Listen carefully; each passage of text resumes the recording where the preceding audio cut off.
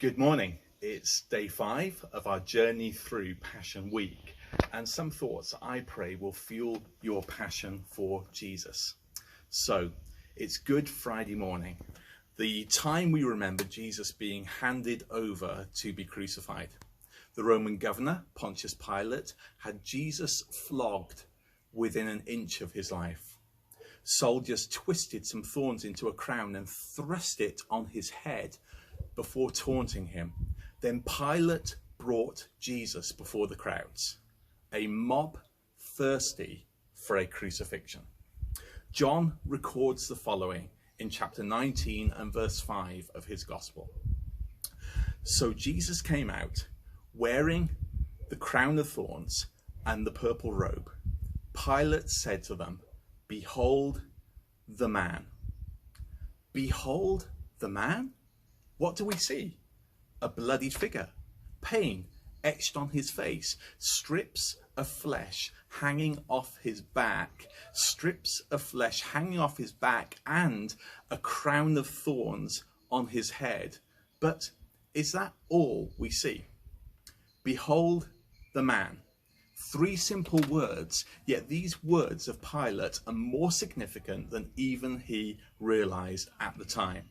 Let's go back to the beginning, to the fall, where the first human beings sinned against God. The result? God told Adam that from then on, the ground would be cursed, producing thorns. Elsewhere in the Bible, the thorn is an image of the curse of sin, the fruit of disobedience. God also said to the serpent, that picture we have of Satan in Eden, that the seed of Eve, a man to come, though bitten on the heel by the serpent, would crush the serpent's head. Now that man has come. That man who takes the thorny curse of our sin upon himself. The man who would crush the serpent's head, the power of sin and death. So today, this morning, behold that man. Behold the God in flesh man.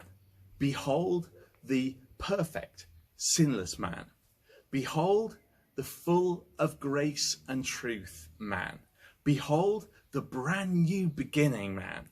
Behold the new Adam man. Behold our guilt-bearing substitute man.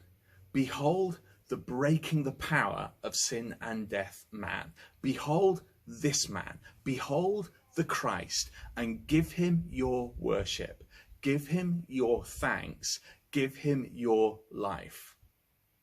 Throughout the course of centuries, there have been many great works of art portraying this scene. The great Italian Baroque painter Domenico Fetti painted it more than once. One of those paintings has a Latin inscription underneath the crown of thorns bearing Christ. Listen to the words of this inscription. "This I have suffered for you." Now, what will you do for me?